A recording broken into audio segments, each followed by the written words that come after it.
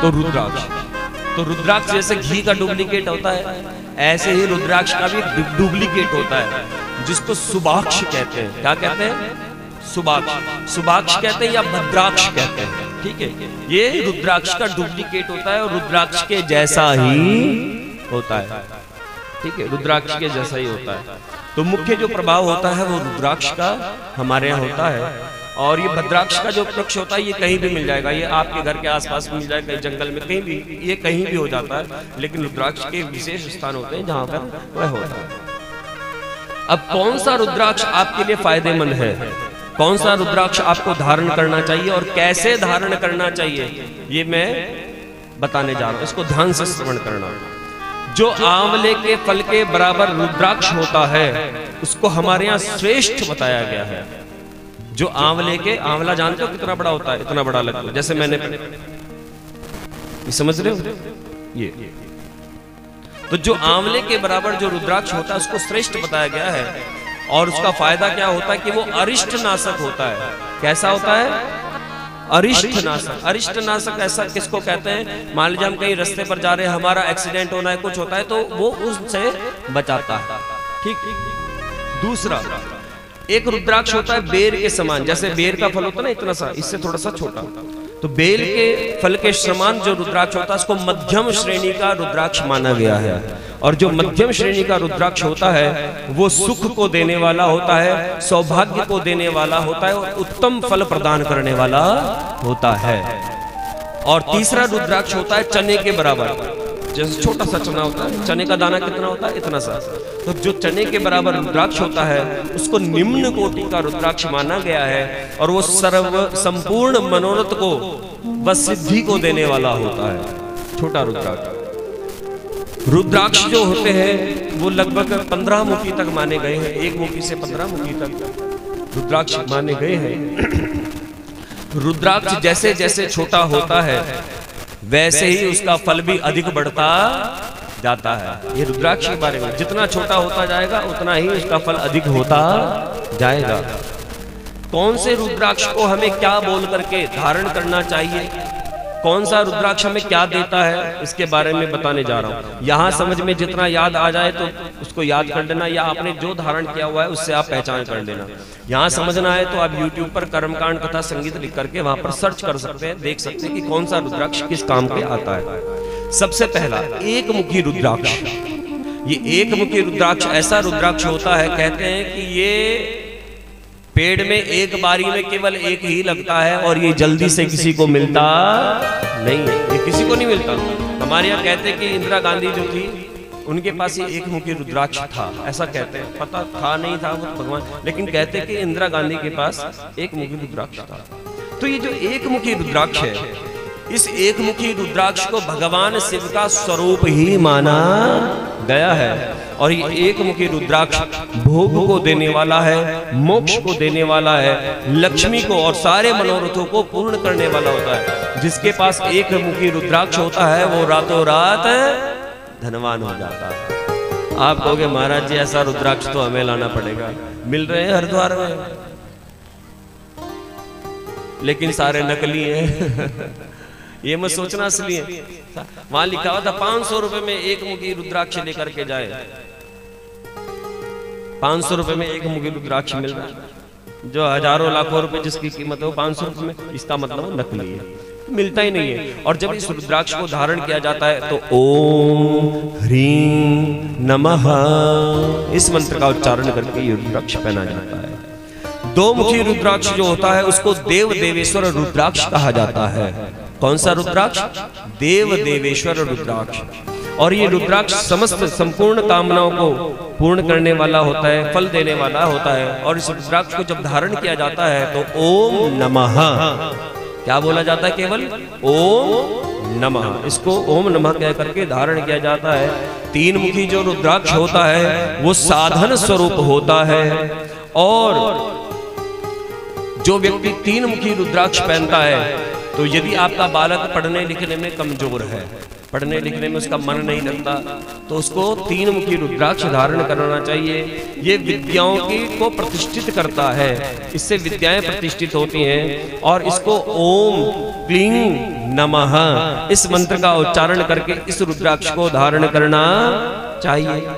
चार मुखी जो रुद्राक्ष होता है वो स्वयं ब्रह्मा का ही स्वरूप माना गया है और इसके दर्शन से, इसके स्पर्श से धर्म, अर्थ, काम, मोक्ष चारों पदार्थों को प्राप्त करता है और इसको ओम ह्रीं नमः यह उच्चारण करके धारण करना चाहिए।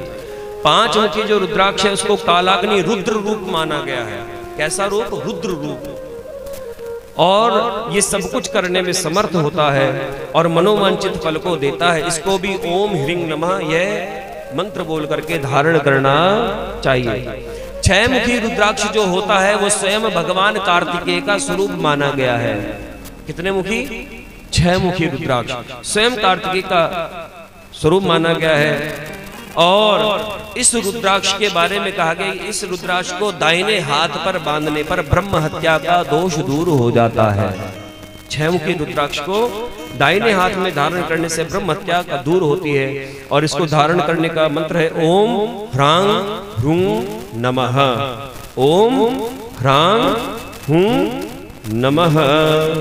सात मुखी जो रुद्राक्ष होता है वो अनंग स्वरूप होता है और ये दरिद्री को दूर करता है। इसलिए सात मुखी रुद्राक्ष आप धारण करें तो इससे दरिद्र दूर होता है। और इसको भी ओम हूं नमः यह बोल करके इसको धारण करना चाहिए। अष्टमुखी जो रुद्राक्ष होता है वो स्वयं साक्षात अष्टमूर्ति भैरव का प्रतीक माना गया। और आज क्या है? आज क्या है? कौन सी अष्टमी? भैरव अष्टमी। तो ये अष्टमुखी रुद्राक्ष जो है ये अष्टमूर्ति भैरव का प्रतीक माना गया है। और इसके बारे में कहा जाता है कि जो व्यक्ति इसको धारण करता है उसकी पूर्णायु होती है। पूर्णायु अर्थात वो जल्दी यानी कि अकाल मृत्यु वो मरता पूर्णायु अपनी आयु को पूर्ण करके करता है और मृत्यु के पश्चात वो सूल धारण करके भगवान शंकर के समान ही बन जाता है। भगवान शंकर के। और इसको भी ओम हूं नमः बोल करके धारण करना चाहिए। 9वें नंबर का जो रुद्राक्ष है इसको भैरव, कपिल मुनि और दुर्गा का स्वरूप माना गया है। किसका? भैरव, कपिल मुनि और दुर्गा का स्वरूप माना गया है और ये प्रभु समान सर्वेश्वर है और इसको ह्रां हूं नमः धारण बोल करके धारण करना चाहिए। दसमुखी जो रुद्राक्ष होता है ये स्वयं साक्षात भगवान विष्णु का स्वरूप माना गया है। अब देखो रुद्राक्ष किसका है? शिव का, लेकिन यहाँ अलग अलग स्वरूप माने गए। दसमुखी जो रुद्राक्ष होता है ये स्वयं साक्षात भगवान विष्णु का स्वरूप होता है और ये समस्त कामनाओं को पूर्ण करता है और इसको भी ओम ह्रीं नमः बोल करके धारण करना चाहिए। 11 मुखी जो रुद्राक्ष होता है इसको रुद्र स्वरूप माना गया है और जो व्यक्ति 11 मुखी रुद्राक्ष धारण करता है वो सभी स्थानों पर विजय प्राप्त करता है। कोई मुकदमा हो, कोई किसी का केस हो, कुछ भी हो, इस 11 मुखी रुद्राक्ष को धारण पर विजय प्राप्त करता है और इसको भी ह्रां हूं नमः बोल करके धारण करना चाहिए। 12वें नंबर पर जो रुद्राक्ष है इस रुद्राक्ष को केश प्रदेश में धारण करना चाहिए। केश प्रदेश यानी कि मस्तक पर धारण करना चाहिए और जो व्यक्ति इसको मस्तक पर धारण करता है कहते हैं 12 आदित्य इसके भीतर विराजमान रहते हैं। 12 मुखी रुद्राक्ष के भीतर। और इसको भी ओम क्रां क्षौं रौं नमः यह मंत्र बोल करके धारण करना चाहिए। 13वें नंबर पर जो रुद्राक्ष होता है ये विश्व देवा का स्वरूप माना गया है। विश्व देवा और ये सौभाग्य को और मंगल को प्रदान करने वाला होता है, लाभ देने वाला होता है। यदि स्त्री भी इसको धारण करे तो उसके पुरुष की जल्दी से अकाल मृत्यु नहीं, सौभाग्य को देने वाला होता है तो और मंगलकारी होता है, लाभ प्रदान करने वाला होता है। और इसको भी ह्रीं नमः ये बोल करके उच्चारण करना चाहिए। और जो 14 मुखी रुद्राक्ष है वह शिव स्वरूप माना गया है और इस रुद्राक्ष को मस्तक पर धारण करने से समस्त पाप नाश हो जाते हैं और उसको ओम नमः यह बोल करके धारण करना चाहिए। अब इसका सार सुन लीजिए। सार यह है कि रुद्राक्ष को धारण करने पर कोई भी भूत, प्रेत, पिशाच, डाकिनी, शाकनी कोई निकटस्थ नहीं आता और यदि निकटस्थ आता है तो वो भस्म हो जाता है। बोलो शंकर भगवान की। अब रुद्राक्ष किसको धारण करना चाहिए? वैसे मैं बता चुका हूं, लेकिन श्लोक सहित बता रहा हूं कि सर्वाश्रमानां वर्णानां स्त्री शूद्राणां तथा विभाग्यया धार्या एते सदैव रुद्राक्ष शक्तिदा। ब्राह्मण हो, वैश्य हो, क्षत्रिय हो, शूद्र हो, स्त्री ही क्यों ना हो, वह भी रुद्राक्ष को धारण कर सकती है। इसलिए यदि आप रुद्राक्ष धारण करें तो सर्वश्रेष्ठ। रुद्राक्ष हमें शक्ति प्रदान करने वाला होता है, बल प्रदान करने वाला होता है, इसलिए रुद्राक्ष को अवश्य धारण करना चाहिए। और अब एक छोटा